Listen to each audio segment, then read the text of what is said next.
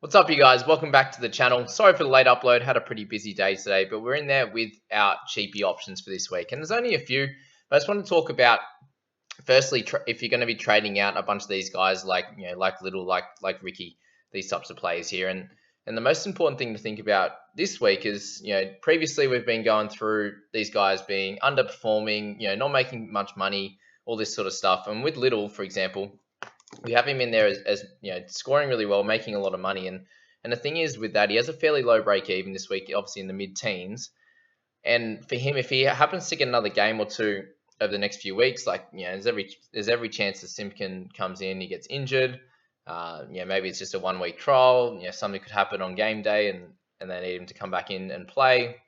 Whether that's on the bench, whether that's in the starting side. It could all be smoke and mirrors. We don't know all this kind of stuff, so it's important to think about when you're deciding to make the trades this week. Little's not going to lose you any money sitting in the 18th man. The risk is that he actually sits there for longer than a bunch of weeks and doesn't happen to get back in the team because Simkin goes really well.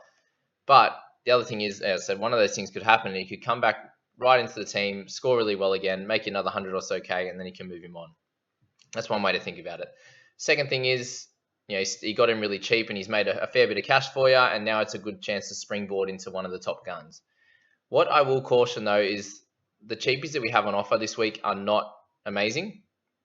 They're not the Schusters, they're not the Sam Walkers, they're not these types of players that are going to absolutely dominate. Simkin probably is the only one that we've spoken about we spoke about a fair bit in the preseason. We spoke about Schuster, we spoke about Walker, and we spoke about Simkin there. And there was a good chance that he could have been on the bench in the first few games, or he could have been starting. And they decided to get him going in New South Wales Cup for a little bit, and has played really well. And he's someone that, coming into this, we thought would do pretty well. So he's someone that I think is a decent option at this stage, but there's every chance that they don't do as well also. So for Little, there's a chance he comes back. If you look at someone like Jordan Riki, it's a little bit harder, just in terms of the fact that his break even is mid to high 20s as well. And for him at 494, he's made you a fair bit of cash already, being averaging around that 45. And if he's playing 30, even 40 minutes on the bench, is he going to get 20 to 25 points? There's a chance that he doesn't play a lot of minutes on the bench, and therefore there's a chance that he starts to lose value. So I think out of all these guys, Riki may be the one to go first. The thing that could happen, though, is, again, there could be an injury to one of those forwards, and he probably gets his spot back, with TPJ moving into a middle section, for example, and Riki coming back in. But we don't know exactly what's going to happen with their rotation. And very much the same with Tessie New. He's been doing a pretty good job for us, and trading him out now at 361k, you got to think about what you can get for him. If he's not playing and you need a centre this week, then it might be solid to go to someone like Jack Bird. So we'll use him as one of our first options in that cheaper category at 405k. And you look at his scoring, and he's obviously missed one game in round 4, and had 13 the first game back. We had a bit of a shocker. He had 7 missed tackles and didn't do anything in attack. And since then, he's really stepped up his game. And we've seen him in the past where he's scored really well in centres, in 5'8", and all that sort of stuff. So for him to come out and score really well is kind of what we'd expected at some point in the season. And he started to do that really well with a 40, a 36, and a 63 to round out like a mid-40s average. And that would be keeper level if he can keep that up. So for him, at 405k, I think he's a really decent option. And if you're going to trade out Tessie, I think you can go to someone like him. If you're going from Tessie to someone like a Hampton, it feels like a little bit of a sideways trade. Like I feel like Hampton could make a little bit of cash. Like, yes, he's got a negative break even this week, but for him, the chances of him making 150, 200k, I think is pretty slim. When you look at his previous scores, if I just have a little bit of a scroll here, there's a lot of teen scores, a lot of 20s, and then some scores at fullback there. We had a good little crack in 2018. So obviously with the way that the halves are scoring this year in 2021, it has been improving, and they're getting a lot more, obviously a lot more kick meters, just, running the ball a bit more just because there's more space on the edges there.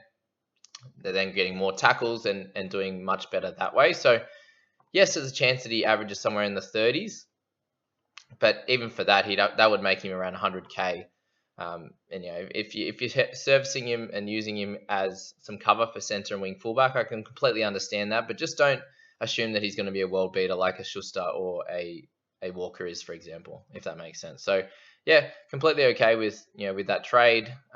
If it's going, a lot of people are thinking going Riki and Liddle, and going up to like a Tohu and a Hampton, for example, or Tohu and Simkin, and that's a very standard trade this week. And look, I'm completely happy with that if that's the way you're going to go, because that is getting a gun for two peak, close to peaked cash cows, a gun and a cheapie. But just don't expect the cheapie to go crazy. Simkin could play a few weeks and then Liddle could take over, for example. And in Hampton's case, there's every chance that Clifford plays, or they rotate someone else into the halfback position or something like that. So just be aware that that's going to be how it is with these types of players.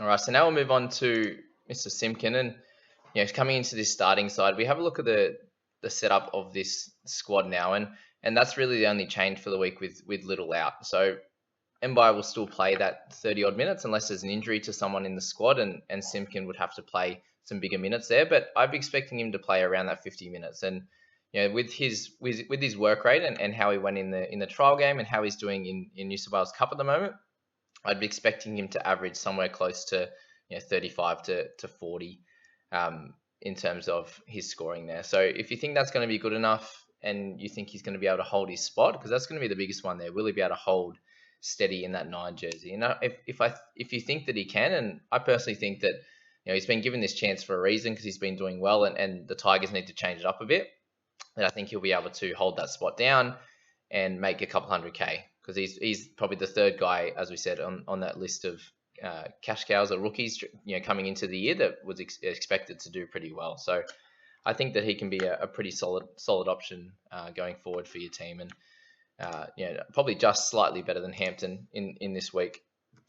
All right, so we'll move on to just the last one there with Benjamin Marsh from the Roosters there, and at 234K, I think him and Simkin there are the better options in terms of their price, and you can get them right in at basement, and if they start really well and score really well, they're going to be able to get a bunch of those price rises really, really quickly. And with Benjamin this week, he does have Adam Kieran on the bench, who you'd expect to take around 25 to 30 minutes. It is his first game back, Kieran, so for him, they wouldn't want to play him too many minutes, so you'd expect Marsh to play something similar to what he did last game. He did get a try assist in that game, but still did really well. And if he can average somewhere in the mid 30s again, then you've also got some good price rises. So I think a lot of people have 2, 3, 4 hookers in their squad, so adding another one in Simkin or Marsh kind of doesn't really help with the cover, and I can understand why you'd be thinking about someone like Ben Hampton to cover that position. So there you go, guys. That's my thoughts on those cheapies for this week. There's not a lot of them, but